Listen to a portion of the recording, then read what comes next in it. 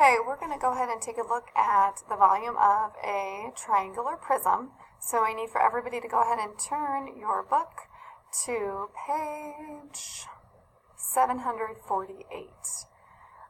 You're going to notice that the key concept here is we're working on volume of a triangular prism.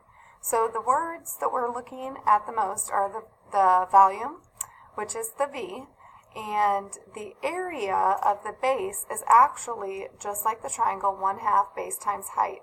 So when you take a look at the symbols right here, this is the most important piece.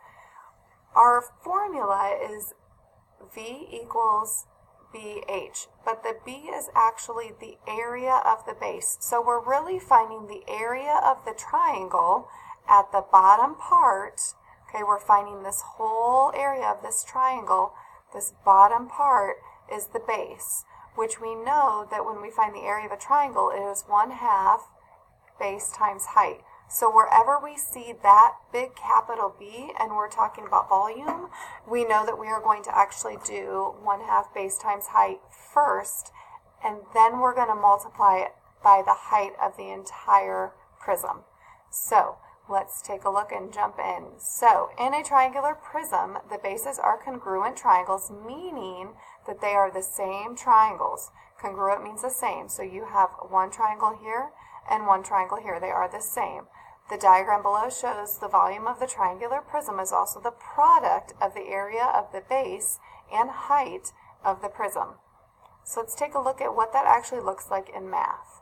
So when you're looking at this example, it says find the volume of the triangular prism. Remember, wherever you see that capital B in our formula right here, we are going to replace that B with 1/2 base times height because we're trying to find the area of this bottom triangle. And knowing what we know about triangles, it's always 1/2 base times height.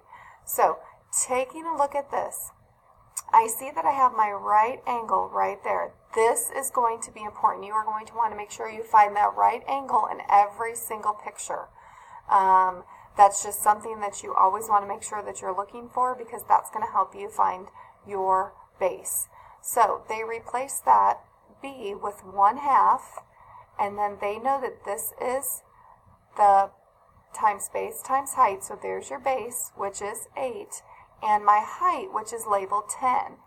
Okay, so that's where they get the capital B, is taking that 1/2 base times height. And then you're going to take the height of the entire prism. So you're going to take it from the bottom, the base of your prism, to the top. So where the bottom triangular is to the top. And it shows right here that that height is 13. So when you plug that all in and you go 1/2, or 0.5 if you're using your calculator, times base, which is your 8, times your height, which is just of the triangle, and then times your 13, you are going to get 520. And we label volume in cubic meters. Everything is in cubic, which is the little 3. So in meters cubed. So let's take a look and let's practice just a bit. So taking a look at this first one, let's go back to our formula. I'm just going to write the formula up here once, and we know that volume equals base, but this is the area of the base times height. So taking a look at A. When I look at A, I notice that I have my right triangle right here, which means I'm going to focus on this is the base of 4, and the height of this one is 3.5. So I'm going to take my volume equals 1/2 times my base of this, which is 4, times my height, which is 3.5, basing it off of that 90-degree angle. Now I have to multiply it by the height of the entire prism. I know that these are not the height. Okay, that is the same as the base of my congruent triangle. So looking here, my height of the entire rectangular prism is 7. And so when I multiply it all together, I'm going to get V equals, and I get 1/2, 0.5, times 4 times 3.5 gives me a total of 7. and then I multiply that again by my height, which is right there. Therefore, my volume on this first one is 7 times 7 is 49, so it is 49 meters cubed. Okay, we can't forget cubed because the cubed means that it is volume. All right, let's take a look at B, and I'm going to go ahead and do B in the green. So we are looking at the green. Erase a little bit over here. Okay, we're going to look for this right triangle first. Okay, this right triangle right here tells me that this is the area of that capital base that I want to try to find.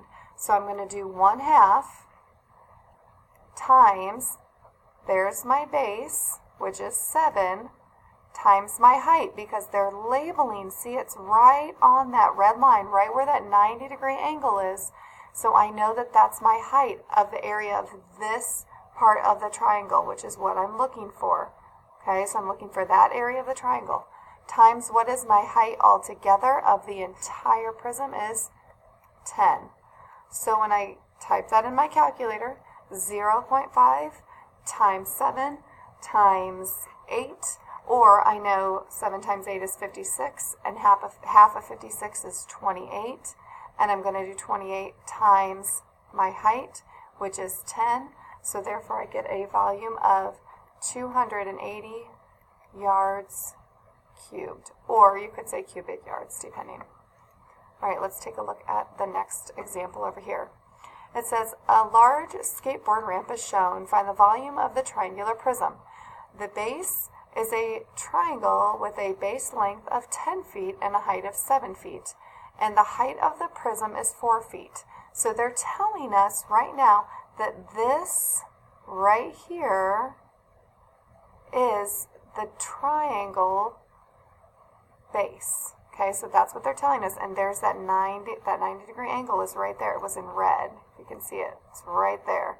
So that's what we know that we're going to base our base and our height of. So if we go back to volume equals 1/2 times my base, which is 10, times my height, which is 7, times the height of the prism, which they're saying is 4.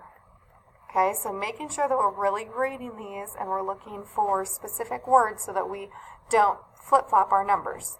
So when we go ahead and do this, when we multiply 0.5 times 10 times 7, we get 32. Oh, no, wait a minute. Yeah, we get 32 because half of, oh, wait a minute, that's not right. Hang on. Times 7. Yes, 70, half of 70 is 35, sorry. I wrote it down wrong in my notes. Times 35, and then when we times that by 4, our volume is going to be 140 feet cubed. Yeah, look, see, I wrote it down in my notes wrong. I got to change that. Times. There we go. All right. Now we got it. Okay. See? Make mistakes, it happens. All right. Let's practice right now on the next one. I'm going to erase this, give us some room to work, and let's give it a try. Work this problem out with me like we normally do in class. So, taking a look, it says find the volume of a triangular prism-shaped model with a base of 32 square centimeters and a height of 6 centimeters. So they're actually already telling us what is the base. They're already telling us that we don't even need to do our half times base times height because they're telling us that it's already 32 square centimeters. So it doesn't even matter. So we know that we can replace that whole B with 32. We don't have to do any of the work. So we're going to do 32 times 6. That's it, which gives us an answer of 192 centimeters cubed. Okay. All right. So of course what's going to happen is there's going to be some dimensions that are going to be missing. We are just going to take that time and plug it in and work them out. So taking a look here, we are missing our height. We are missing our height on our whole prism. So that's what we're missing, because we have the height right here off of this because it is 0.3. Even though it is labeled over here, we know that it is going to be the exact same over here. So they are taking our volume, which is 12, replacing it, equals 1/2 times 1, because even though that's over there, we know that it's over here, times 1 times 0.3, and we don't know the h. So when we multiply that together, we get 0.15 h. And now our algebra problem looks just like this. 12 equals 0.15 h. We know we're multiplying, so the inverse operation is to divide by 0.15 on both sides to give us an answer of 80 centimeters. So the height that is missing is 80 centimeters. So let's take a look and practice at what that would look like. So it says find the missing dimensions of the triangular prism. We've got our V. Remember, we're going to put our V equals, I'm going to write this all down, capital base times height, and we know that that B is 1/2, that capital B is 1/2 times base times height times our height of our whole prism. So we know the volume is 55. We know the base length is 2. We know that the base height is 5, but we don't know the height of the entire prism. So when we put this in together, we get 55 equals, and when you use your calculator, everybody with your calculator, 0.05 times 2 times 5 is going to give you 5h. So now we're back to simple algebra. If I have a number and a letter together, that means that I'm multiplying, so therefore we are going to divide each side by 5, which gives me a height of 11 kilometers for my answer. All right, and let's take a look at some more examples. So we're going to move down here and do these examples together. If after I'm done with these examples and it still does not make sense, you need to re-watch this video until it does make sense. And for the fact of this can be a little tricky, but just remember that that capital B means that you are finding the actual base of this triangular prism. So let's take a look at find the volume of each prism, round to the nearest tenth if necessary. So let's take a look at this first one. Remember, it is V equals capital base times height. So this base is 1/2,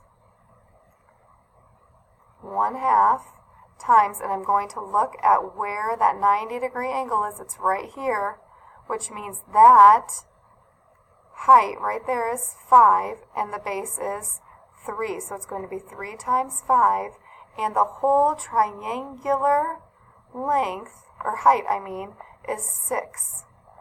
So V equals, when I do this on a calculator, I get 7.5 times 6, and when I multiply that together, I get 45 feet cubed. 45 feet cubed. Okay, I'm going to stop this video. I'm going to upload it, and then I'm going to, I'm going to upload it. It doesn't matter for you. I'm going to do the other examples. If you feel like you have it and you don't need any more examples, you can go ahead and get started on your homework. If you feel like you need more examples, I want you to watch the second video. Everybody should be able to get 100% on this assignment. So if it is not making sense, then you need to stop and watch the other ones, the other examples.